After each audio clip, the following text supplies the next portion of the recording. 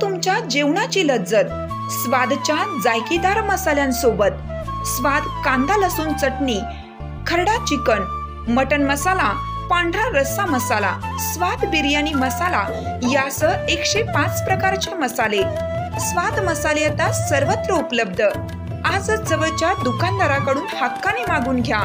अस्सल चवीचे पारंपरिक मसाले आणि चटणीसाठी स्वाद मसाले, पलूस आणि बिटा।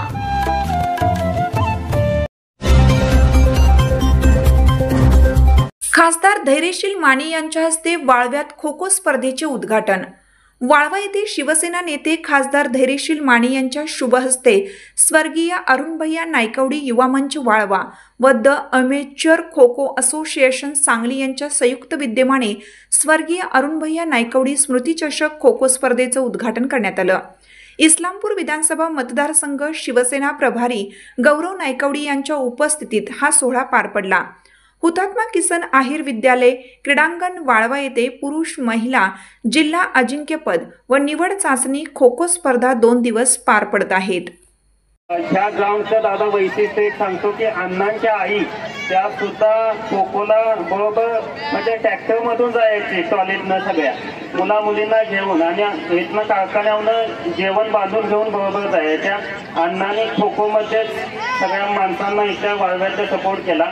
वाळव्याचं नाव खो खो मध्ये महाराष्ट्रभर गेलं। खरं तर या स्पर्धा घेत असताना फार कष्टानं ह्या सगळ्या मंडळींनी आपल्या सर्वांसाठी हा खेळ जिवंत राहावा याच्यासाठी प्रयत्न केलाय। कर्मधर्म संयोगानं महाराष्ट्राच्या कन्या आणि देशाच्या क्रीडा मंत्री म्हणून रक्षाताई खडसे देशाचं नेतृत्व त्या ठिकाणी करतायत क्रीडा क्षेत्रातलं, आणि महाराष्ट्रातल्या असल्यामुळं भारतातल्या सर्व क्रीडा प्रकारांच्या मध्ये खो खो बद्दल कबड्डी बद्दल त्यांना विशेष आस्था आहे। आपण गौरव भाऊ पुढच्या वेळी हा कार्यक्रम जंगी घेऊ, पण मी प्रयत्न करेन की क्रीडा मंत्री सुद्धा या कार्यक्रमाला या ठिकाणी यावा, जेणेकरून एखादं विभागीय क्रीडा संकुल आपल्याकडे करता येईल का? स्पोर्ट्सच्या माध्यमातून मुला मुलींना वेगळं व्यासपीठ निर्माण करून देता येईल का? बऱ्याच वेळा चांगले खेळाडू निर्माण होऊ शकतात, पण त्यांच्यासाठी लागणारी व्यवस्था तयार होत नाही आणि त्यामुळे खऱ्या अर्थानं मुलं मुली मागं पडतात। ही परिस्थिती असताना आज आपल्या परिसरातले अनेक मुलं मुली चांगल्या पद्धतीचं दैदिप्यमान यश या स्पर्धेच्या माध्यमातून या ठिकाणी निर्माण करतात। आणि मला आनंद आहे की आपल्या गावातल्या एका सुपुत्रानं सुद्धा क्रीडा अधिकारी म्हणून आता जबाबदारी याच मातीत खेळत खेळत तो अधिकारी म्हणून त्या क्षेत्रामध्ये या ठिकाणी काम करू शकला। ज्या क्षेत्रामध्ये तुम्हाला आवड असेल त्यामध्ये तुम्ही करिअर जर तयार करू शकलात तर त्याच्या इतकं उत्तम काहीच असू शकत नाही।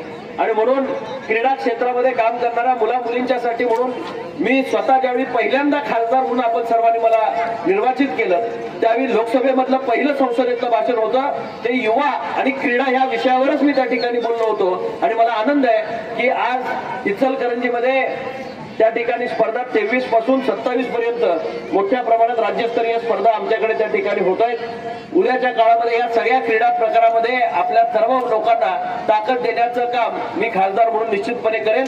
आणि खासदारांचं याच्या बाबतीतलं चषक कशा पद्धतीनं उभं करता येईल जेणेकरून आपल्याला सुद्धा प्रोत्साहन देता येईल यासाठी म्हणून आम्ही या ठिकाणी एक नियोजन त्याच्या बाबतीतलं सुद्धा करू।